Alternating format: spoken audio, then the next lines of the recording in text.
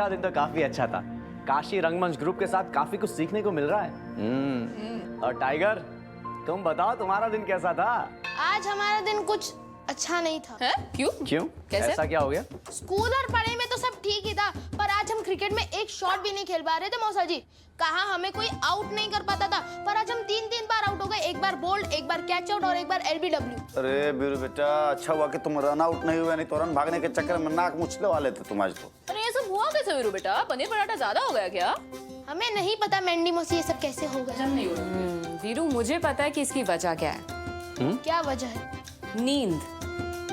वीरू, सुबह उठना बहुत अच्छी बात है, पर इंसान को अपनी नींद के साथ समझौता नहीं करना चाहिए।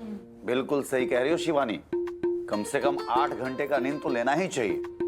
और हम देख रहे हैं लल्ला, कई दिनों से तुम सवेरे सवेरे जल्दी उठ रहे हो। हम बता रहे हैं रात को भी जल्दी सोया करो। आप सब लोग सही कह रहे हैं। आज से हम रात को जल्दी सोएंगे, सुबह जल्दी उठेंगे और अच्छे बच्चे बन के दिखाएंगे। बिल्कुल, हमको पूरा विश्वास है वीरू बेटा तुम पे।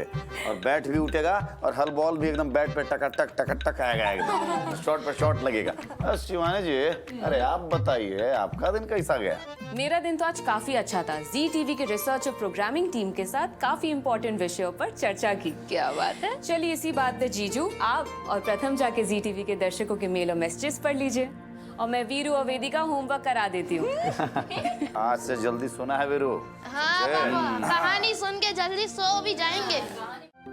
मुस्कान, कनक, माही और सानवी जी, सबसे पहले तो हमारा परिवार के प्रति आपका जो ये प्रेम और स्नेह है, उसके लिए आपका बहुत बहुत धन्यवाद। आपको हमारा परिवार इतना पसंद आ रहा है कि आप इसे आधे घंटे की बजाय 1 घंटे तक देखना पसंद करेंगी, ये जानकर हमें बहुत खुशी हुई।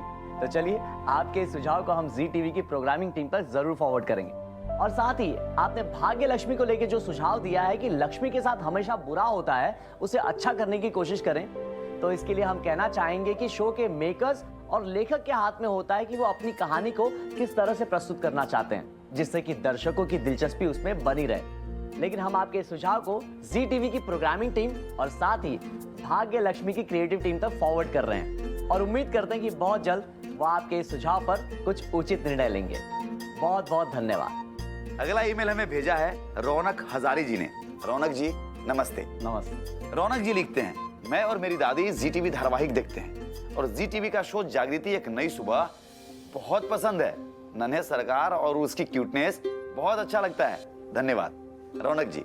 आपको और आपकी दादी जी को दिल से बहुत बहुत शुक्रिया। और आपने कहा कि आपको और आपकी दादी जी को जी टीवी का शो जागृति एक नई सुबह बहुत अच्छा लगता है, ये जान करके हमें भी बहुत अच्छा लगा।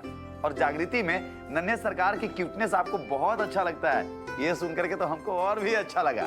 आप दोनों को बहुत बहुत धन्यवाद। इसी प्रकार जी टीवी के साथ जुड़े रहिए और अपना प्यार जो है जी टीवी को बरसाते रहिए। तो हमारे प्यारे जी टीवी के दर्शकों, आपके भेजे हुए मेल और मैसेज पढ़ने से हम यहीं विराम लेते हैं और आज आपको जी टीवी पे प्रसारित होने वाले सारे शोज की जानकारी प्रथम बाबू के साथ मिलकर के फटाफट दे देते हैं। तो सबसे पहले देखिए जी टीवी का एक प्यारा शो शाम 7 बजे, बस इतना सा ख्वाब। तो आइए आपको दिखाते हैं इस शो में क्या हो रहा है।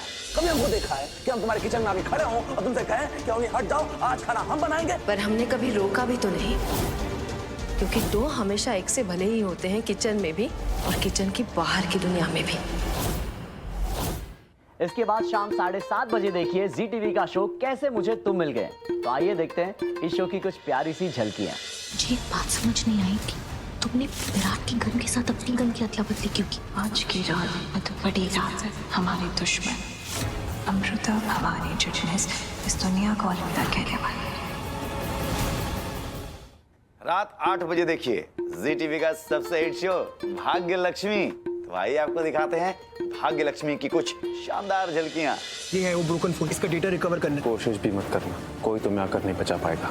भाभी प्लीज, मुझे हेल्प चाहिए आपकी। अनुष्का ने मुझे वो पैसे दिए थे जो तुम्हारी बहन ने मुझसे चुराए हैं। Anushka, I am really sorry, मैं तुम्हारी कोई मदद नहीं कर सकती, तुम जाओ यहाँ से।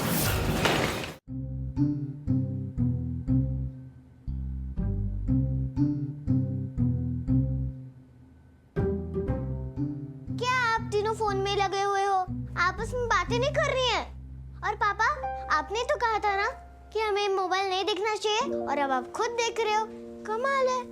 विजय भैया, वेदी कुछ पूछ रही है, कुछ जवाब तो दे दीजिए। अरे हाँ ना, एकदम रसगुल्ला की तरह मुंह फुला के बैठे हैं। क्या हो गया है? अब टेंशन में लग रहे हो, बताओ।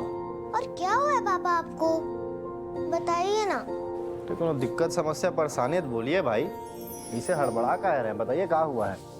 आज हमारे मैरिज ब्यूरो ऑफिस में ना एक दबंग आदमी आया अपनी पत्नी के साथ। उसके हाथ में एक लड़की का फोटो और बायोडाटा था और बार बार हमको जबरदस्ती बायोडाटा और फोटो देकर कह रहा है कि विजय जी चाहे कुछ भी हो जाए, जितना भी पैसा क्यों ना चाहिए हम देंगे, लेकिन हमारे लड़के की शादी इसी लड़की से होनी चाहिए। हम जब उसके हाथों से भैया बायोडाटा और फोटो लेके ध्यान से देखे तो हम तो शॉक्ड हो गए। अरे महाराज, वो हमारा जान पहचान वाला परिवार है, अरे बड़े शरीफ लोग हैं। अब वो ये हमको लालच दे रहा था कि विजय जी आप जितना चाहे पैसा ले लीजिए, ये लड़की हमारे घर की बहू बनेगी तो बनेगी। दिमाग काम नहीं कर रहा है कि क्या करे, बार बार उसका धमकी भरा मैसेज आ रहा है हमारे। भैया आपका काम है ब्याह कराने का, अरे पैसा आ जाएगा, वेदी के लिए नया साइकिल दिला देंगे। अब आजकल कलयुग चल रहा है भैया, भलाई का जमाना नहीं है, ज्यादा इमोशनल में फंसेंगे ना तो घाटा होगा हमारा। बात पैसे और ऊंच नीच की नहीं है भाई, एक शरीफ परिवार की शरीफ लड़की की शादी इतने खराब परिवार में हम कैसे करवा सकते हैं भाई। चलिए ठीक है, अभी आप लोग चाय लीजिए। वेदी ये लो। हाँ पकड़ो पकड़ो। हाँ जीजू, आपकी अंतरात्मा जो भी कह रही है ना बिल्कुल सही कह रही है, और अगर उस लड़की की जगह वेदी होती तब भी तुम यही कहते। नहीं होता है भाई ऐसा, ठीक है, बाकी आप लोग की जिस इच्छा। नहीं, वैसे मैं भी विजय भैया की बात से सहमत हूँ। अबे आज मैं तुम्हें कहानी नहीं, अपने जीवन में बीता एक सच्चा वाकया सुनाती हूँ। जब मैं भोपाल में पढ़ाई के लिए शिफ्ट हुई थी, उस समय मेरे पास काम बहुत होता था और समय बहुत कम। दिन भर मुझे खाना खाने तक का समय नहीं मिलता था। एक दिन तो बहुत देर हो गई और मुझे बहुत जोर की भूख लग रही थी। मेरे पास ज्यादा पैसे भी नहीं थे। शाम के लगभग 4 बज गए थे तो पास के ढाबे में मैं खाना खाने गई थी।